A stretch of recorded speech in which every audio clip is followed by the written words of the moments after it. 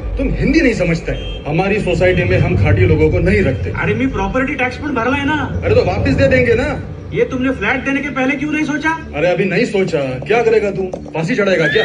अरे ब्याज के साथ पैसा लौटाएगा घाटी। मुझे पैसा नहीं चाहिए, मेरे को फ्लैट चाहिए। किधर जाएगा हम रहने के लिए?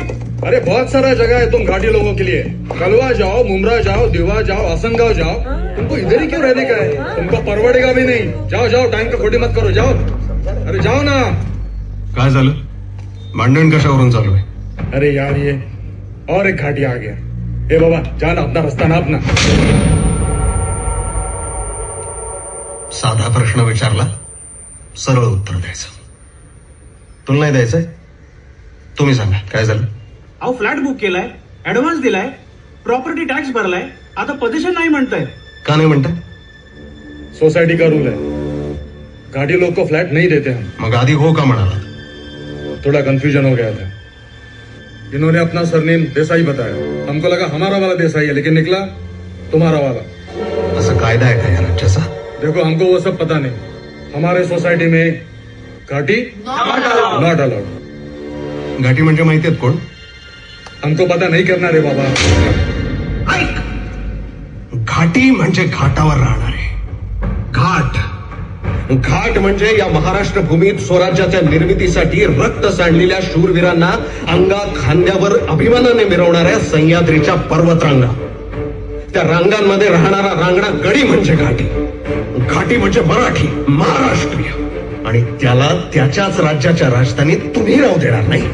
अरे बाबा सुन ना, ये रांगा वांगा हमको नहीं पता। जाना भाई, इधर से जाना प्लीज। मुंबईमध्ये ना यांची मुजोरी खूप वाढत चालली आहे. लाज नाही वाटत हे सांगताना? लाज नाही वाटत? ही मुजोरी, हा उन्मत्तपणा यांच्या रक्तात आला कसा?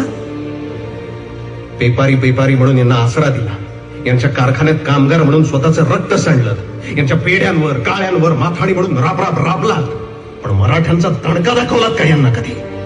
अरे आपल्याच भूमीत येऊन हे मालक झाले आणि आपण चाकार का नाही जिद्द दाखवली मालक व्हायची? 105 हुतात्म्यांच्या बलिदानानंतर मुंबई मिळाली, आणि त्याच मुंबईत असे लाचार कसले होत आहे, हात कसले जोडताय? तुकोबारायांचा नाठाळ्याच्या माथी काठी मारणारा मराठी कुठे आहे? घाटी कुठे आहे? माझा मराठी माणूस आहे ना, तो सहनशील आहे, पण त्याच्या सहनशीलतेचा अंत बघून नका.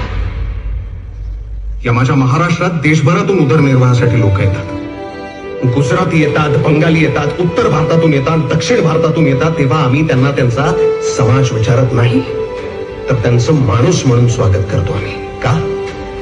तर आमच्या महाराष्ट्राचं मन खूप मोठं आहे, आमचं काळीज खूप मोठं आहे. आतापर्यंत सगळं व्यवस्थित चालू होतं, सगळे एकोप्याने आनंदाने राहत होते. पण तुमच्यासारखे काही मोजके नतद्रष्ट आहेत की जे समाजामध्ये तेढ निर्माण करतात. एक गोष्ट सांगतो, ऐकायची. एकदा एक माकडीण पिला सकट पुरात सापडली.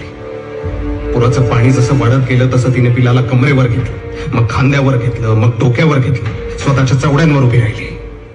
पण पाणी जसं तिच्या नाकातोंडात जायला लागलं ना, पिलाला खपकन तिने पायाखाली घेतलं आणि जीव वाचवला स्वतःचा. अरे तुम्ही तर या माझ्या मराठी माणसाची पोरं पण नाही आहात, त्यामुळे थांबा. माझ्या मराठी माणसाच्या डोक्यावर बसाल ना, तर खपकन पायाखाली खेचतील आणि सह्याद्रीच्या छाव्याची असली नख दाखवतील तुम्हाला. आणि तुम्ही एक गोष्ट लक्षात ठेवा, 105 हुतात्म्यांचं बलिदान डोक्यात खिळ्या ठोकून बसवा. आणि हा जो भगवा झेंडा आहे ना, हा हातात नका मिळव, इथे ठेवा, इथे तुमच्या मनात, तुमच्या रक्तातून धमण्यातून व्हायला पाहिजे हा भगवा रंग. मग काय करणार? चुकलं माझं, खरंच चुकलं. देसाई तू टेन्शन घेऊ नको, हा तुला पोझिशन देतो. चल चला. चुकलं माझं.